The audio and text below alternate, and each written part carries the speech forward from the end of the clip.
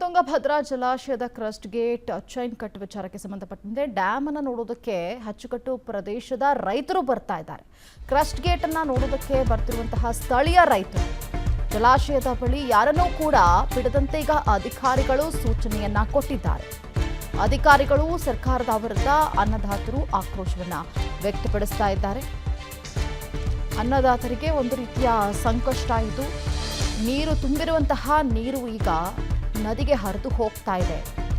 ಬೆಳೆಗೆ ಇದು ಅವಶ್ಯಕವಾಗಿತ್ತು, ಎರಡನೇ ಬೆಳೆಗೆ. ಬಟ್ ಆದರೆ ಈಗ ಹೆಚ್ಚಿನ ಪ್ರಮಾಣದ ನೀರು ಹರಿದು ಹೋಗ್ತಿರೋದ್ರಿಂದಾಗಿ ಆ ಕ್ರಸ್ಟ್ ಗೇಟ್ ಇದಾಗಿರೋದ್ರಿಂದಾಗಿ ಇದು ನಿರ್ಲಕ್ಷ್ಯವನ್ನು ವಹಿಸಿದ್ದಾರೆ ಅಂತ ಹೇಳಿ ಒಂದು ಕಡೆ ಪ್ರೊಟೆಸ್ಟ್ ಮಾಡ್ತಾ ಇದ್ದಾರೆ, ಖಂಡಿಸ್ತಾ ಇದ್ದಾರೆ.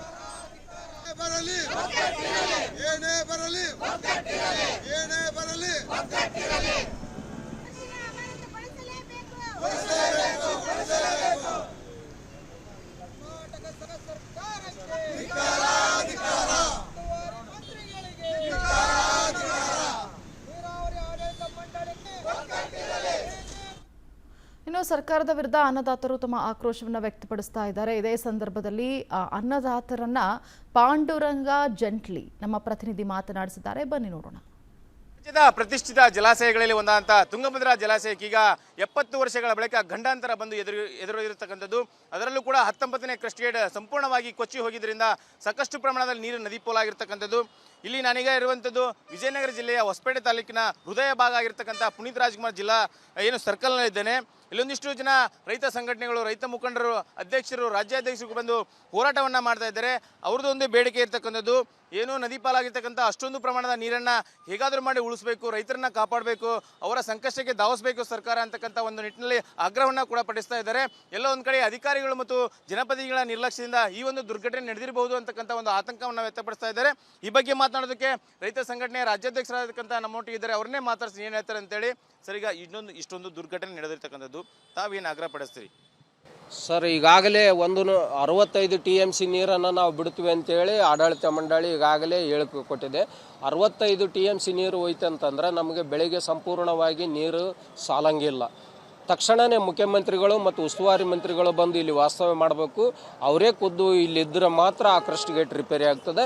ಆದಷ್ಟು ಬೇಗನೆ ತಜ್ಞರನ್ನು ಹೈದರಾಬಾದ್ಲಿಂದ ನಾವು ಕರೆಸ್ತೀವಿ ಅಂತೇಳಿ ಕೊಪ್ಪಳ ಜಿಲ್ಲಾ ಉಸ್ತುವಾರಿ ಮಂತ್ರಿಗಳು ಹೇಳಿದ್ದಾರೆ, ಇಲ್ಲಿ ಸಂಸದರು ಕೂಡ ಹೇಳಿದ್ದಾರೆ. ತಕ್ಷಣವೇ ಅದನ್ನು ರಿಪೇರಿ ಮಾಡ್ತಕ್ಕಂಥ ಕೆಲಸ ಮಾಡಬೇಕು. ಅಲ್ಲಿದ್ದ ಆಂಧ್ರ ಮೂಲದ ಅಧಿಕಾರಿಗಳನ್ನು ತಕ್ಷಣ ಇಲ್ಲಿಂದ ಬೇರೆ ಕಡೆ ವರ್ಗಾವಣೆ ಮಾಡಬೇಕಂತೇಳಿ ತಮ್ಮ ಮೂಲಕ ನಾನು ಒತ್ತಾಯವನ್ನು ಮಾಡ್ತೇನೆ. ಸರ್, ಈಗ ಎಲ್ಲೋ ಒಂದು ಕಡೆಗೆ ಅಧಿಕಾರಿಗಳ ನಿರ್ಲಕ್ಷ್ಯದಿಂದ ಈ ರೀತಿಯ ಗೇಟ್ ಕೊಚ್ಚಿ ಹೋಯ್ತಾ ಅಂತ?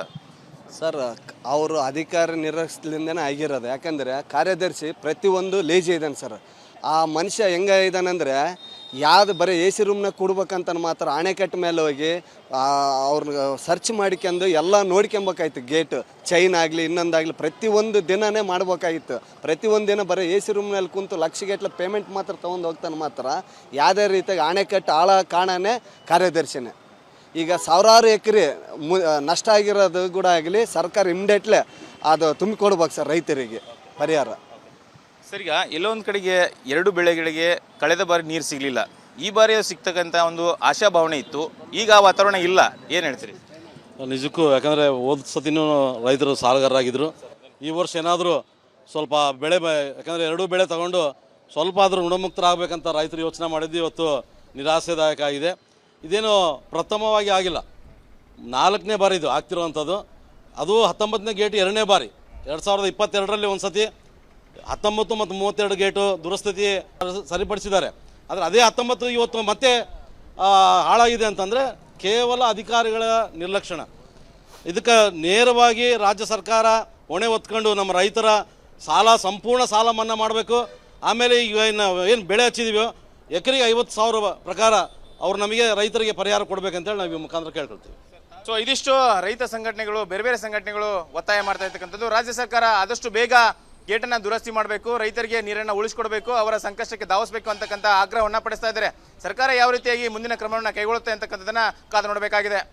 ಕ್ಯಾಮರಾಮನ್ ಭರತ್ ಜೊತೆಗೆ ಪಾಂಡುರಂಗ ಜಂಟ್ಲಿ, ವಿಸ್ತಾರ ನ್ಯೂಸ್, ವಿಜಯನಗರ. ತುಂಗಭದ್ರಾ ಜಲಾಶಯದ ಕ್ರಸ್ಟ್ ಗೇಟ್ ಡ್ಯಾಮೇಜ್ ಪ್ರಕರಣಕ್ಕೆ ಸಂಬಂಧಪಟ್ಟಂತೆ ಇನ್ನೊಂದು ವಾರ ಜಲಾಶಯದ ಗೇಟ್ ರಿಪೇರಿ ಸಾಧ್ಯ ಇಲ್ಲ ಅಂತ ಹೇಳ್ತಿದ್ದಾರೆ. ನೀರು ಹೆಚ್ಚಿರೋದ್ರಿಂದಾಗಿ ಗೇಟ್ ದುರಸ್ತಿಗೆ ಮುಂದಾದರೆ ಅಪಾಯ ಆಗುತ್ತೆ ಅನ್ನುವಂತಹ ರೀಸನ್ ಅನ್ನು ಕೊಡ್ತಾ ಇದ್ದಾರೆ. ಇನ್ನು 1 ವಾರ ಆಗುತ್ತೆ. ಜಲಾಶಯದ ಗೇಟ್ ರಿಪೇರಿ ಸಾಧ್ಯ ಆಗೋದಿಲ್ಲ. ನೀರು ಕಡಿಮೆ ಆಗಬೇಕು, ಆಗಷ್ಟೇ ಅದನ್ನು ಸರಿಪಡಿಸೋದಕ್ಕೆ ಸಾಧ್ಯ. ದುರಸ್ತಿಗೆ ಮುಂದಾದರೆ ಅಪಾಯ ಇದೆ. ತಂತ್ರಜ್ಞರನ್ನ ಕರೆಸಿ ಡ್ಯಾಮ್ ಗೇಟ್ ರಿಪೇರಿ ಮಾಡುವಂತಹ ಪ್ರಯತ್ನಕ್ಕೆ ಈಗ ಮುಂದಾಗ್ತಾ ಇದೆ. ಆದರೂ ಕೂಡ ಡ್ಯಾಮ್ ಗೇಟ್ ದುರಸ್ತಿಗೆ 1 ವಾರ ಬೇಕೇ ಬೇಕು ಅಂತ ಹೇಳ್ತಿದ್ದಾರೆ. ಘಟನೆಗೆ ಸಂಬಂಧಪಟ್ಟಂತೆ ಅಧಿಕಾರಿಗಳು ಕೊಟ್ಟಿರುವಂತಹ ರೀಸನ್ ಇದು ನಿರ್ಲಕ್ಷ್ಯವೇ, ಇಲ್ಲಿ ಅಲ್ಲಿರುವಂತಹ ಅಧಿಕಾರಿಗಳ ನಿರ್ಲಕ್ಷ್ಯವೇ ಕಾರಣ ಅನ್ನೋದು ಕೂಡ ಈಗ ಕನ್ಫರ್ಮ್ ಆಗಿದೆ. ಗೇಟ್ಗಳ ಪರಿಶೀಲನೆ ನಿರ್ವಹಣೆಯಲ್ಲಿ ಅಧಿಕಾರಿಗಳು ನಿರ್ಲಕ್ಷ್ಯವನ್ನು ವಹಿಸಿದ್ದಾರೆ. ಹಾಗಾಗಿಯೇ ಈ ರೀತಿಯಾದಂತಹ ಸಿಚುವೇಶನ್ ಕ್ರಿಯೇಟ್ ಆಗಿದೆ. ಇಲ್ಲ ಅಂದಿದ್ರೆ ಈ ಪರಿಸ್ಥಿತಿ ಬರ್ತಿರ್ಲಿಲ್ಲ ಅಂತ ಒಂದು ಕಡೆ ರೈತರು ಇದೇ ರೀತಿಯಾದಂತಹ ಆರೋಪವನ್ನು ಮಾಡ್ತಾ ಇದ್ದಾರೆ. ಅನ್ನದಾತರು, ಇಲ್ಲಿರುವಂತಹ ಜನರು ಕೂಡ ಇದೇ ರೀತಿಯಾದಂತಹ ಆರೋಪವನ್ನು ಅಧಿಕಾರಿಗಳ ಮೇಲೆ ಮಾಡ್ತಾ ಇದ್ದಾರೆ. ಅವರ ನಿರ್ಲಕ್ಷ್ಯದಿಂದಾಗಿ ಈ TB ಡ್ಯಾಮ್ನ ಕ್ರಸ್ಟ್ ಗೇಟ್ ಏನಿದೆ ಅದು ಡ್ಯಾಮೇಜ್ ಆಗಿರುವಂಥದ್ದು ನೋಡಿ ದೃಶ್ಯಗಳಲ್ಲಿ ಗಮನಿಸ್ತಾ ಇದ್ದೀವಿ. ಆ TB ಡ್ಯಾಮ್ ಕ್ರಸ್ಟ್ ಗೇಟ್ ಏನಿದೆ ಡ್ಯಾಮೇಜ್ ಆಗಿರುವಂತಹ ದೃಶ್ಯ ಕೆಳಗಡೆ ಯಾವ ರೀತಿಯಾಗಿ ಇದು ನೇತಾಡ್ತಾ ಇದೆ ಅಂತ. ಒಂದು ಕಡೆ ಡ್ಯಾಮ್ ಗೇಟ್ ದುರಸ್ತಿಗೆ 1 ವಾರ ಬೇಕೇ ಬೇಕು ಅಂತ ಹೇಳ್ತಾ ಇದ್ದಾರೆ. ಇನ್ನೊಂದು ಕಡೆ ಯೋಚನೆ ಮಾಡಿದ್ರೆ ಪ್ರವಾಹದ ಭೀತಿ ಕೂಡ ಎದುರಾಗ್ತಾ ಇದೆ ರೈತರಿಗೆ, ಆ ಸುತ್ತಮುತ್ತ ಇರುವಂತಹ ಗ್ರಾಮಸ್ಥರಿಗೆ.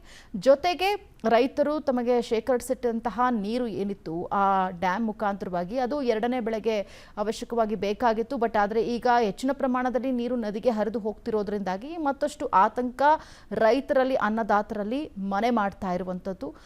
ಅಧಿಕಾರಿಗಳು ಒಂದಷ್ಟು ಮುನ್ನೆಚ್ಚರಿಕಾ ಕ್ರಮಗಳನ್ನು ವಹಿಸಿದ್ರೆ, ಅದಕ್ಕೆ ಬೇಕಾಗಿದ್ದಂತಹ ಕ್ರಮಗಳನ್ನು ಅವ್ರು ತೆಗೆದುಕೊಂಡಿದ್ರೆ, ಒಂದು ಸ್ವಲ್ಪ ಅಲರ್ಟ್ ಆಗಿದ್ದಿದ್ರೆ ಈ ರೀತಿಯಾದಂತಹ ಪರಿಸ್ಥಿತಿ ನಿರ್ಮಾಣ ಆಗ್ತಾ ಇರಲಿಲ್ಲ.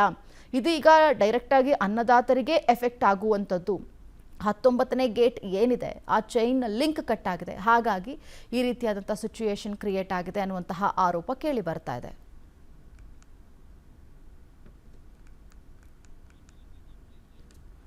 ಇದರ ಬಗ್ಗೆ ಮತ್ತಷ್ಟು ಮಾಹಿತಿಯನ್ನು ಕೊಡ್ತಾರೆ ನಮ್ಮ ಪ್ರತಿನಿಧಿ ಪಾಂಡುರಂಗ, ಲೈವ್ ಅಲ್ಲಿ ಜಾಯ್ನ್ ಆಗಿದ್ದಾರೆ. ಪಾಂಡುರಂಗ, ಈಗ ನೇರವಾಗಿ ಅಧಿಕಾರಿಗಳನ್ನ ಆರೋಪವನ್ನ ಮಾಡ್ತಾ ಇದ್ದಾರೆ. ಅಲ್ಲಿನ ಸ್ಥಳೀಯರಿರಬಹುದು, ರೈತಾಪಿ ವರ್ಗದವರು ಇರಬಹುದು, ಅಧಿಕಾರಿಗಳೇ ಕಾರಣ, ಅವರ ನಿರ್ಲಕ್ಷ್ಯದಿಂದಲೇ ಈ ರೀತಿ ಆಗಿದೆ ಅನ್ನುವಂತಹ ಆರೋಪ ಕೇಳಿ ಬರ್ತಾ ಇದೆ.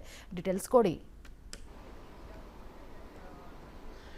ಹೌದು ಮಾನಸ, ಏನು ಈ ಒಂದು ತುಂಗಭದ್ರಾ ಗೇಟ್ ಸಂಪೂರ್ಣವಾಗಿ ಹಾಳಾಗಿರೋದ್ರಿಂದ ಬಹಳಷ್ಟು ಪ್ರಮಾಣದಲ್ಲಿ ತೊಂದರೆ ಆಗ್ತಾ ಇದೆ. ಹಾಗಾಗಿ ರೈತಾಪಿ ವರ್ಗಕ್ಕೆ ಇದು ಮೇನ್ ಆಗಿ ತೊಂದರೆ ಆಗಿರೋದ್ರಿಂದ ಅವರು ಆಕ್ರೋಶವನ್ನು ಕೂಡ ವ್ಯಕ್ತಪಡಿಸ್ತಾ ಇರ್ತಕ್ಕಂಥದ್ದು. ಅದರಲ್ಲೂ ಪ್ರಮುಖವಾಗಿ ಈ ಒಂದು ಕೃಷಿ ಗೇಟ್ ಹಾಳಾಗಿರೋದ್ರಿಂದ ಬಹಳಷ್ಟು ಪ್ರಮಾಣದ ಕುಡಿಯೋ ನೀರಿಗೆ ಮತ್ತು ಏನು ಕೃಷಿಕರಿಗೆ ಬಹಳಷ್ಟು ತೊಂದರೆ ಆಗ್ತಾ ಇದೆ. ಏನು ಲಕ್ಷಾಂತರ ಹೆಕ್ಟೇರ್ ಕೃಷಿ ಪ್ರದೇಶಕ್ಕೆ ಈ ಒಂದು ಜಲಾಶಯದ ನೀರನ್ನು ನಾವು ಸಪ್ಲೈ ಮಾಡ್ತೇವೆ ಅಂತಕ್ಕಂಥ ಮಾತನ್ನು ಹೇಳ್ತಾ ಇದ್ದಾರೆ.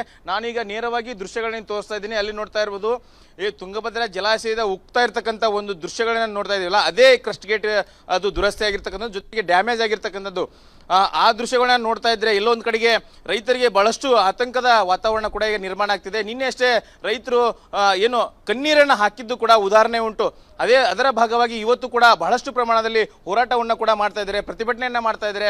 ಏನು ಹೊಸಪೇಟೆಯ ಹೃದಯ ಭಾಗ ಆಗಿರ್ತಕ್ಕಂಥ ಪುನೀತ್ ರಾಜ್ಕುಮಾರ್ ಸರ್ಕಲ್ನಲ್ಲಿ ಒಂದು ಧಿಕ್ಕಾರವನ್ನು ಕೂಗಿ ಸರ್ಕಾರದ ವಿರುದ್ಧ, TB ಬೋರ್ಡ್ ಅಧಿಕಾರಿಗಳ ವಿರುದ್ಧ ಧಿಕ್ಕಾರವನ್ನು ಕೂಗಿ ಆಕ್ರೋಶವನ್ನು ಕೂಡ ವ್ಯಕ್ತಪಡಿಸ್ತಾ ಇದ್ದಾರೆ. ಅದರಲ್ಲೂ ಕೂಡ ನಮಗೆ ಈ ಬಾರಿ ಆದರೂ 2 ಬೆಳೆಗೆ ನೀರು ಸಿಗ್ತಾ ಇತ್ತು ಅಂತಕ್ಕಂಥ ಒಂದು ಆಶಾಭಾವನೆಯನ್ನು ಇಟ್ಕೊಂಡಿದ್ರು. ಆದ್ರೀಗ ಅದೆಲ್ಲವೂ ಕೂಡ ಏನು ವೇಸ್ಟ್ ಆಗಿ ಆಗ್ತಾ ಇದೆ ಅಂತಕ್ಕಂಥ ಒಂದು ಅಳಲನ್ನು ಕೂಡ ತೋಡ್ಕೊಳ್ತಾ ಇದ್ರು. ಯಾಕಂತ ಹೇಳಿದ್ರೆ ಈ ಒಂದು ತುಂಗಭದ್ರಾ ಜಲಾಶಯ ಕೇವಲ ಕರ್ನಾಟಕಕ್ಕೆ ಸೀಮಿತವಾಗಿಲ್ಲ, ರೈತರಿಗೆ ಸೀಮಿತವಾಗಿಲ್ಲ, ಆಂಧ್ರ ತೆಲಂಗಾಣ ರೈತರಿಗೂ ಕೂಡ ಈ ಒಂದು ಕಲ್ಯಾಣ ಕರ್ನಾಟಕ ಜೀವನಾಡಿಯಾಗಿರ್ತಕ್ಕಂಥದ್ದು. ಹಾಗಾಗಿ ಈ ಒಂದು ತುಂಗಭದ್ರಾ ಜಲಾಶಯದಿಂದ ಇಂಥ ಒಂದು ದುಸ್ಥಿತಿ ಇರೋದ್ರಿಂದ ಸಾಕಷ್ಟು ಪ್ರಮಾಣದಲ್ಲಿ ನೀರನ್ನ ಈಗಾಗಲೇ ಕಾಲುವೆಗಳ ಮುಖಾಂತರ ಆಗಿರ್ಬೋದು, ಸಣ್ಣ ಕಿರು ಕಾಲುವೆಗಳ ಮುಖಾಂತರ ಆಗಿರ್ಬೋದು, HLC LLC ಕಾಲುವೆಗಳ ಮುಖಾಂತರ ಆಗಿರ್ಬೋದು, ನೀರನ್ನ ಸಂಪೂರ್ಣವಾಗಿ ಬಿಡುಗಡೆ ಮಾಡ್ತಾ ಇದ್ದಾರೆ. ಯಾಕಂತ ಹೇಳಿದ್ರೆ ಡ್ಯಾಮ್ ದುರಸ್ತಿ ಕಾರ್ಯಕ್ರಮ ಮಾಡ್ಬೇಕಂತ ಹೇಳಿದ್ರೆ ಅದರಲ್ಲಿ ಅರ್ಧಕ್ಕಿಂತ ಹೆಚ್ಚು ನೀರು ಈಗ ಹರಿದು ಹೋಗಬೇಕಾದಂತ ವಾತಾವರಣ ನಿರ್ಮಾಣ ಆಗಿರೋದ್ರಿಂದ ಹಾಗಾಗಿ ಆ ನೀರನ್ನ ಡ್ಯಾಮ್ನಿಂದ ಬಿಡುಗಡೆ ಆಗುವಂತ ವಾತಾವರಣ ಮಾಡ್ತಾ ಇದ್ದಾರೆ.